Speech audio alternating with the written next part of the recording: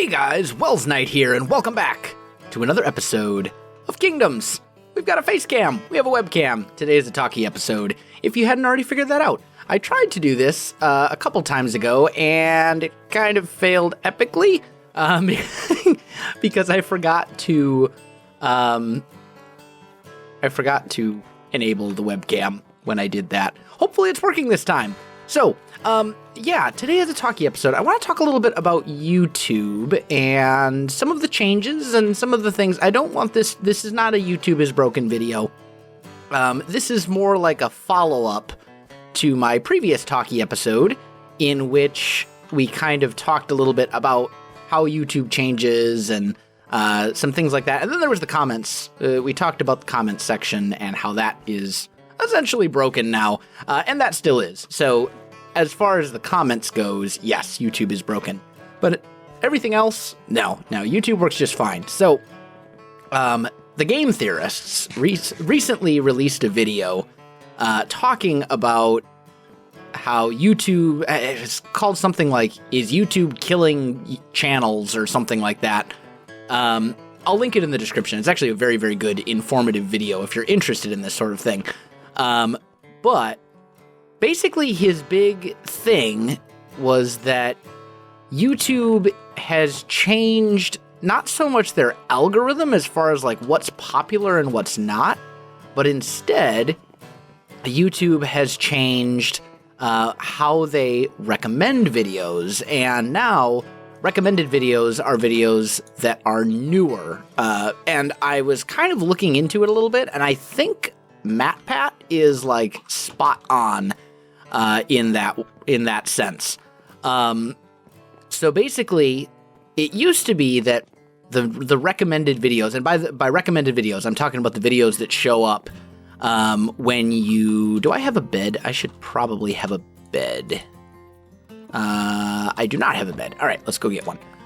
So when I say recommended videos, I'm talking about the videos that show up at the end of a video. So like you watch someone's video and then you're provided with a list of 10 other videos to watch, or as you're watching a video, if you're doing it on PC, you've got like a bar on the side, or maybe for you it's over here. I don't know, webcams are kind of goofy, but you get a bar on the side that says that has a whole list of other related videos.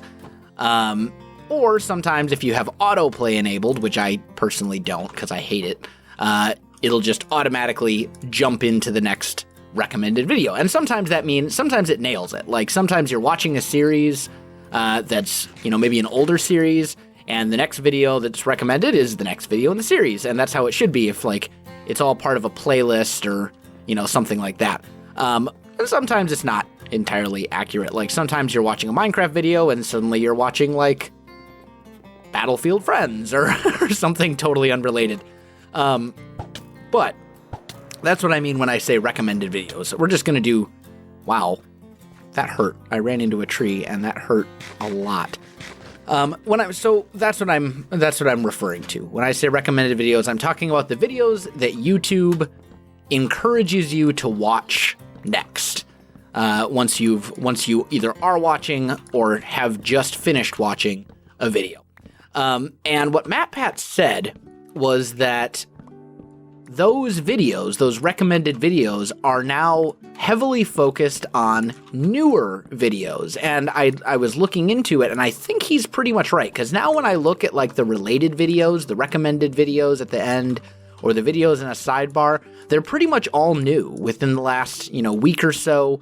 And it used to be that I would look at those and there'd be stuff from all over the place, timeline-wise. You'd have new stuff, you'd have old stuff, you'd have things that by the same content creator, and so on and so forth. And his big point was that those older videos are now not performing as well because they're not being recommended as much, which makes sense. Like, YouTubers who've been around for a while, especially ones who, like myself, who upload daily content, we have huge catalogs of videos. Like, I think I have over 1,600 videos on my channel that I've uploaded over the 2 years that I've been on YouTube. So it makes sense that if those videos are being recommended often, people will still go back and watch them. You know, you'll still be able to go back and you'll sometimes be recommended a video from like 2015, like some super old video. You're like, oh, well, this is a related video. This is something else that this content creator made that was very popular or whatever it may be. And now, because those videos are not being recommended in favor of newer videos, those back catalogs of old videos are not performing as well as they used to. And those account for like a significant number of views. Like, up until this change was made, those videos probably accounted for like 60% of my total views per month. I don't have my actual like analytics and statistics and stuff like that in front of me at the moment. But like, it was a significant portion, and those videos are now not doing quite as well because they're not new. And YouTube is basically trying to recommend like the new stuff, the stuff that's trending, the stuff that's, topical, things that, like, for example, YouTube has kind of looked at things and recognized that if we're in a day and age where we're playing Minecraft 1.10 mod packs, maybe they shouldn't be recommending videos from like Minecraft 1.6.4 mod packs. So it makes sense if you think about it. Like, YouTube is kind of about what's happening now, what's going on, not just in the world, but in general. Like, if you kind of focus it down, like within the sphere of video games, or like for my channel, it might be within what's going on within the Minecraft community, what's going on within the indie game community, et cetera, et cetera. So you kind of run into these situations where they make this change to the algorithm, and as a result, those older videos, those huge numbers of old videos that all these YouTubers have made, suddenly aren't doing as well, and YouTubers are like looking at their numbers and going, holy cow, I'm suddenly getting 70% of the views that I was getting before. What's going on? And they start panicking, and they say, YouTube is broken. It's the end of the world. The sky is falling. We're all gonna die. Et cetera, et cetera. It gets a little out of, and they just collectively lose their minds. And then you end up with a whole bunch of bandwagoning where one YouTuber uploads a video that says Minecraft is broken, or not Minecraft, it says YouTube is broken. And then because that popular YouTuber did it, then 3 other ones do it, and then another one does it, and suddenly you've got like what seems to be all of YouTube screaming that YouTube is broken and the world has come to an end and it's the apocalypse, and and that's not the case. It's just a change in the way that YouTube does things, and a change to their algorithm. And I think personally, it would be nice if YouTube would communicate those changes a little bit better. Not necessarily the specific details, because then people can game the system. And this is something that's been said in a lot of YouTubers' videos, is that we understand why YouTube does not share the details of, the way their algorithm works. That didn't work at all. Speaking of working, we understand why YouTube doesn't share those like specific details, because if they say, well, if you do X, Y, and Z, your video will be more popular, then people are going to kind of game the system and try to just take advantage of that so that their videos will always be popular. And that's not what we want. That's how you get, if it's just based on like views or likes, for example, then you'll have people who do like giveaways, and they're like, all you have to do to enter the video is leave a like on it and a comment down below. And so then they're essentially, buying those views and likes, which is kind of immoral and unethical. And that's not to say that all people who do giveaways are trying to game the system. That's not the case. Very often YouTubers just do giveaways because they have the ability to. Maybe they got some extra codes from a game developer to give away, or maybe they just want to give back to their fan base, and that's perfectly fine. That's perfectly acceptable. It's just a matter of like, when that's all the channel does and they're just using it as a way to promote themselves and kind of game the way that YouTube works, take advantage of the system, so to speak, that's where you start to run into problems. And I think, for that reason, it is kind of important that YouTube doesn't disclose the ins and outs and the exact things about their algorithm and the way it works. That makes sense. But at the same time, it would be really nice to get just like a little bit of a heads up, just like not even a specific sort of thing, just sort of by the way, for recommended videos, we're now going to be recommending newer videos more. Just something as simple as that, so that people kind of know what's happening in the changing landscape of YouTube, so to speak. Because otherwise, you run into these situations where every time YouTube makes a change, people see the impact of that change, and then they just lose their minds. And then you run into this whole, YouTube is broken. This is the worst year on YouTube ever. YouTube doesn't care about their creators anymore, and blah, blah, blah. It just goes on and on. And I can see why people get distressed. Don't get me wrong. If this is your livelihood, if this is your business, and the way that you feed your family and yourself, for example, I can totally understand why people get frustrated or annoyed or scared or worried or whatever. Go away. or whatever it may be. But anyway, the big thing is that it seems like YouTube has now changed what videos are being recommended. And I think I have mixed feelings about it. There's part of me that thinks it's a really good idea because it will help promote smaller YouTubers a little bit more, kind of give them a chance to be seen, I guess. And for the record, I do consider myself still to be I wouldn't necessarily call myself a smaller YouTuber anymore, but I would say I'm at most a mid-sized YouTuber. I'm certainly not a large YouTuber. I think to be a large YouTuber, you have to be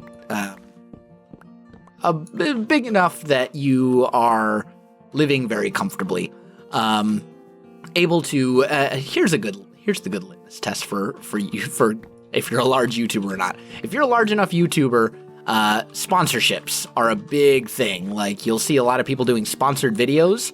And to be honest, that's actually where the real money is on YouTube. It's not so much the ad revenue, it's the sponsored videos.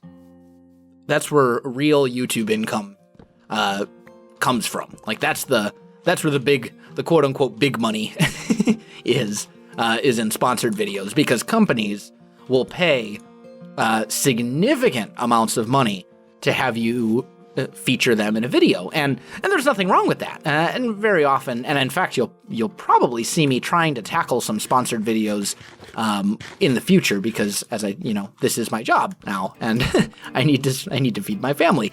At most sponsorships, I'm sure there are some shady sponsorships out there, but most of them are just, hey, we'll pay you X amount to do a series on our game, and if it gets X amount of views, we'll pay you, that money.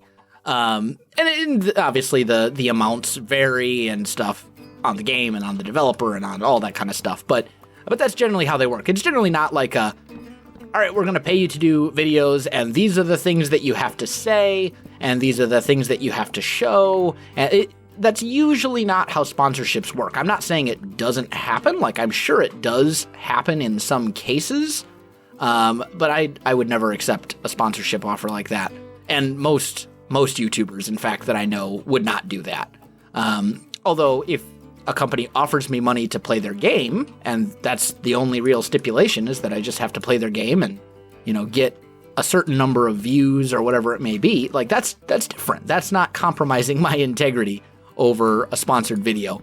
But I refuse to do videos where I'm required to say things that might not necessarily be true, or basically anything where I have to fake stuff. That's not something I'm okay with doing. So anyway, I'm getting sidetracked now. So anyway, I think this change is overall positive for YouTube as a whole. In some ways, we'll have to kind of see the more long-term impact of it, I guess. I think it's too early to say for sure whether this is a good thing or not. I think this is going to do things to help excuse me, I think this is going to do things to help smaller YouTubers and really kind of get them a chance to kind of be noticed and seen, because if you're a smaller YouTuber and you're one of the first ones to tackle a game, you're the first to the party, so to speak, that can really help. That can really help your channel in huge ways. Like that is a massive help when it comes to growing a small channel from kind of the ground up, when you're a little itty bitty guy and you're just trying to get noticed in the giant ocean of YouTube. And I think this will kind of help smaller creators in that way. However, at the same time, it means that larger creators or creators that have been making content for a long time are taking a significant revenue hit because their old videos really don't count for as much anymore. Whereas it used to be one thing you'd hear about a lot was the snowball effect on YouTube. You'd hear it referred to as the snowball effect. And basically the idea of the snowball effect is that the bigger you get, the bigger you get.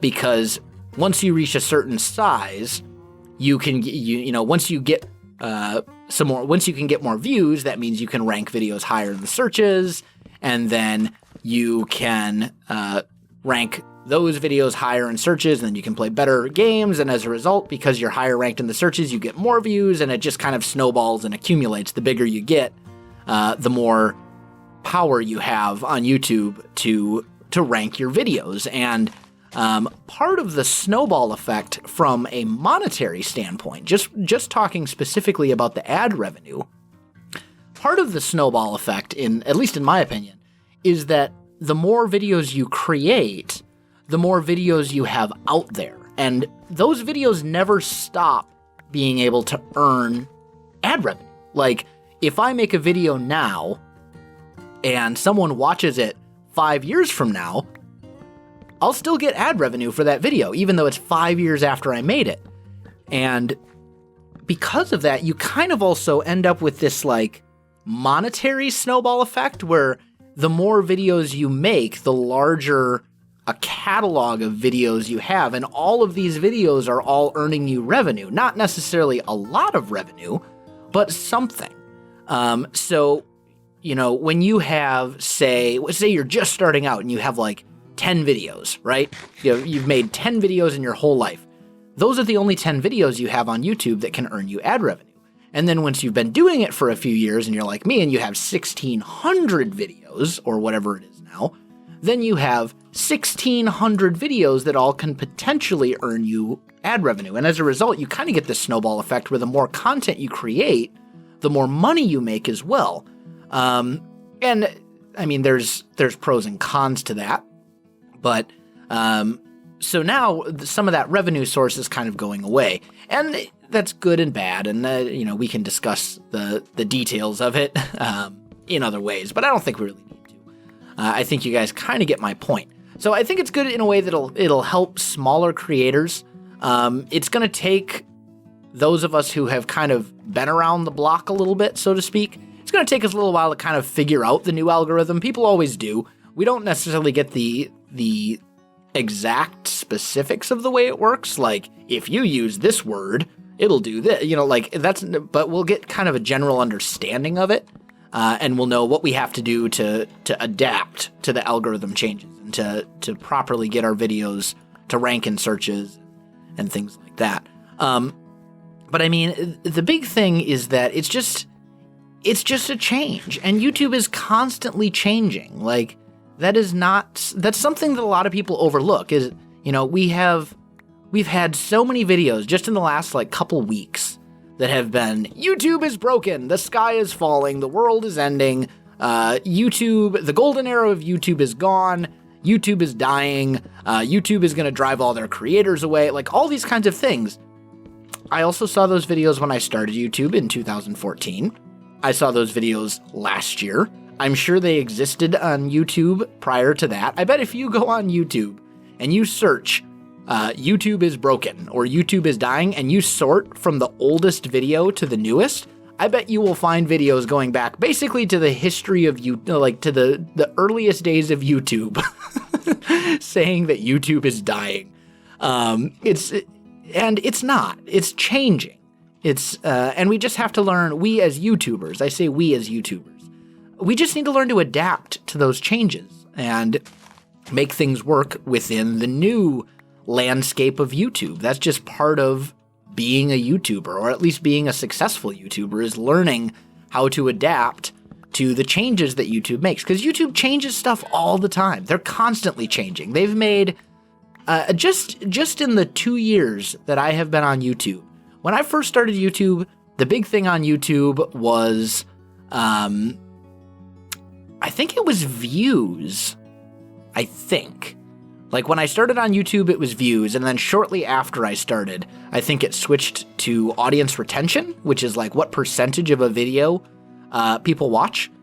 And then after that, it changed again to be watch time, and now it's watch time.